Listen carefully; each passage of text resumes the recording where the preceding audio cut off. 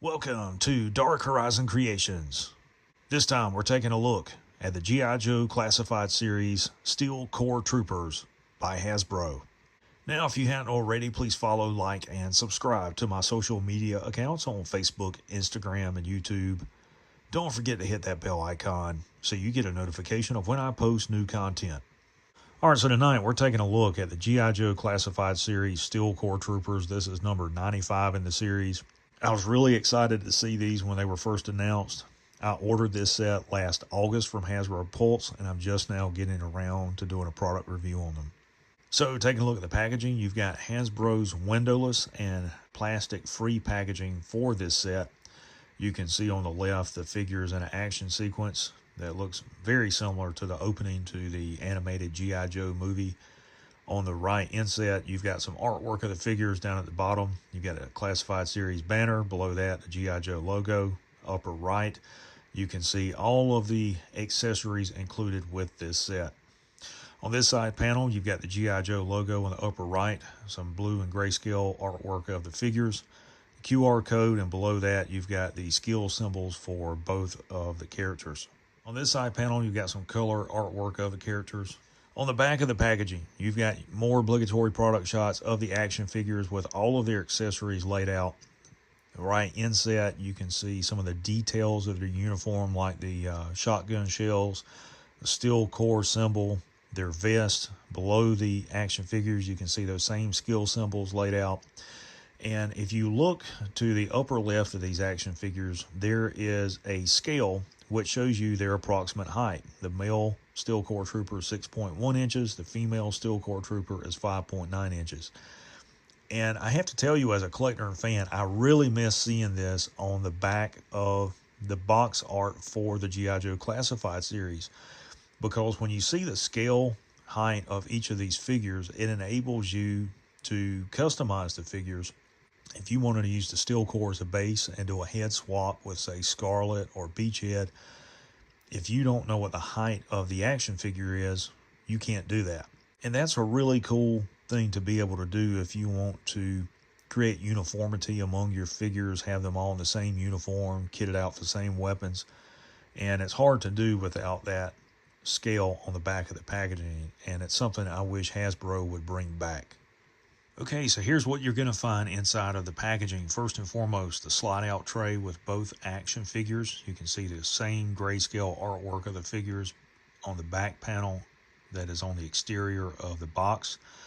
And then you have the accessory packaging. It's got Steel Core Troopers stamped on the top of it and the number 95 for the number in the series. Okay, so let's begin by taking a look at the female. Bring her in close so you can see the attention to detail. See the rivets on her helmet. Logo on her left shoulder. Shoulder armor there. Details on her belt. Drop thigh holster on the right thigh. Some sort of weird mag pouch there on her shoulder. And she's got a sheath for one of the combat knives strapped across her body armor there. Flashbang grenade molded in what looks like a IFAK pouch on her left thigh. Tactical knee pads and boots. As far as articulation, the head and neck are on a ball joint, full range of motion.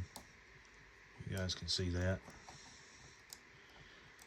Forward and lateral movement at the shoulder, and it is inhibited by the shoulder armor.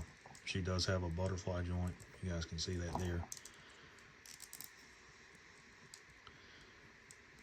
Bicep rotation. And these figures do not have the separated joint here for upper arm rotation. And she has a single jointed elbow with elbow rotation. Wrist swivel and wrist pivot. And the torso seems to be on a ball joint, and I think it's also, yeah, it's hinged as well. The articulation is inhibited again by her vest. Forward and lateral movement to thigh. Thigh rotation. There we go. Double jointed knees. Really tight joint. One of those knee joints. Lower leg rotation. And the foot will roll as well as pivot.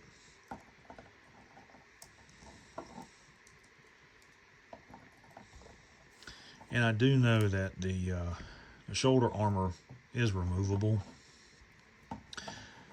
The only thing I don't like is that the steel core patch is on the shoulder armor. I'm not sure if it's on, yeah, it's not on the actual shoulder of her combat shirt. But I think they might look better without the armor on. I think that's just a matter of personal preference for the collector.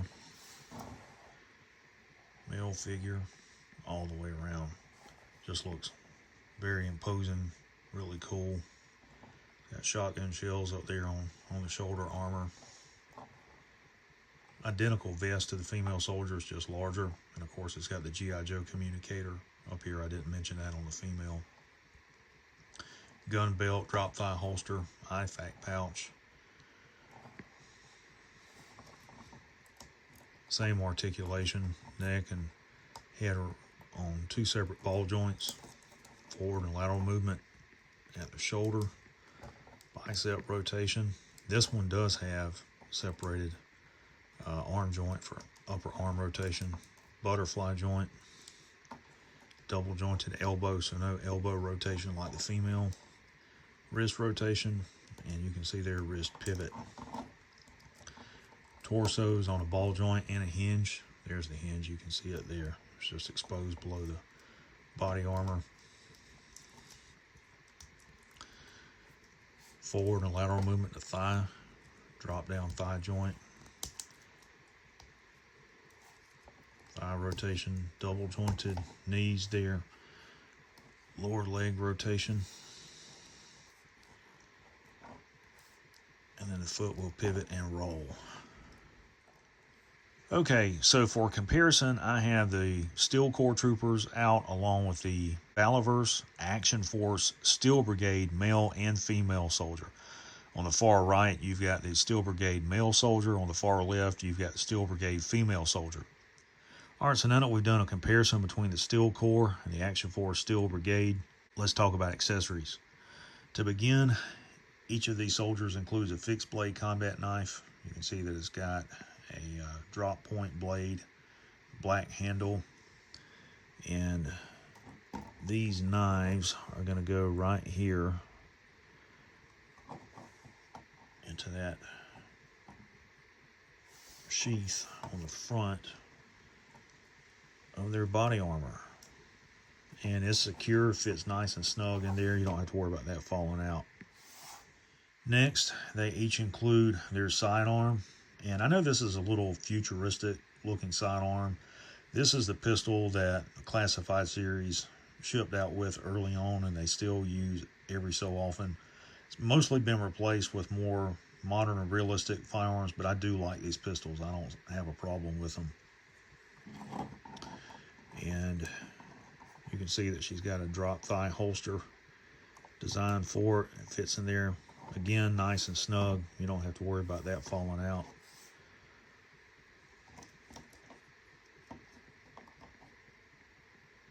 He's also got one. And unfortunately, the one thing they don't include is a display base.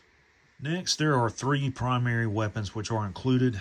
First and foremost, you have this SBR, or machine pistol, whatever you want to call this thing. It's identical to the other two included rifles, except for the fact that it doesn't have a stock. And I don't like this because it's not realistic. You wouldn't see any military unit deploying with a gun like this. It's got a nice red dot on it. It's got a laser designator, vertical grip. It's got a removable 20 round magazine. If you look close, you can even see the feed lips molded into it. But it just doesn't have a stock, and that's a shame. Next, you've got same assault rifle. This time it's got a skeletonized rear stock. It's got an ACOG. You can see the flip down rear sight, front sight post, integrated grenade launcher, and the 20 round box mag, also detachable, which passes through the grenade launcher mount. And charging handle is on, I guess it's on the right side there by the ejection port. And it's got a selector switch on both sides. So it's southpaw friendly.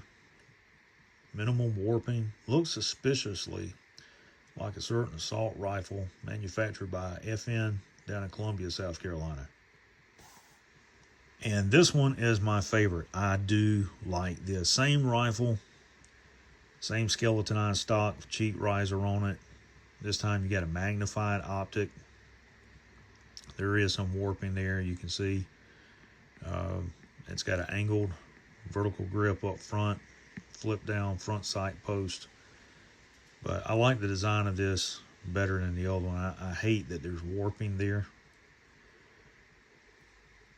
And you can see it's got an open muzzle, so that you can take the included suppressor and attach it. And you can see there's some warping on the suppressor as well, so you just kind of have to turn it around maybe. Just work with it until you get it in a more realistic position. There we go, like that. Next, let's talk about the jetpacks. Each of the Steel Corps troopers includes these jetpacks. You can see they got some nice detailing in there. Nice molded fuel lines there.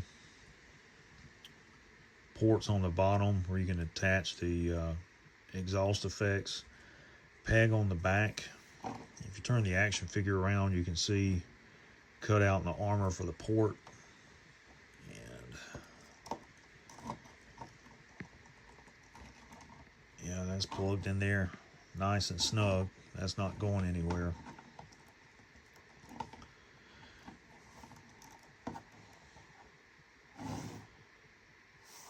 And both of them are identical. Just plug it onto her back as well. That one doesn't want to go in as far for some reason. That's okay. And that, of course, is going to make the action figure top heavy, so just be aware of that when displaying them. Also included is an interchangeable helmet for the Steel Corps troopers to use with the jetpacks. I guess this would be considered like a flight helmet. It's different than a standard helmet in that it has a chrome mirrored full face visor, which would give them greater field of view while utilizing the jetpacks. Also included are these exhaust accessories. So you can take these and plug them into the ports on the bottom of the exhaust of the jetpack. And if you have a flight display, make it look like they're using these in flight. And because the stem on these is very narrow, it's also made from transparent plastic. You need to be careful with these because they can break off very easily. There's also some other Bloosh accessories that I'll go over very briefly that you guys can see, where you can attach these to the weapons.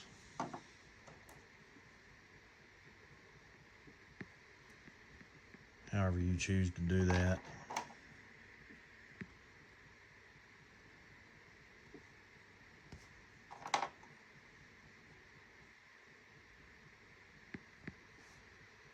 That one looks pretty cool. I don't like this one. I don't like these little ones. That one looks cool for the grenade launcher. Overall, this is a really nice set of figures. These are no longer in production. They're highly sought after by collectors. They're great for troop building. So there you have the G.I. Joe Classified Series Steel Core Troopers box set by Hasbro.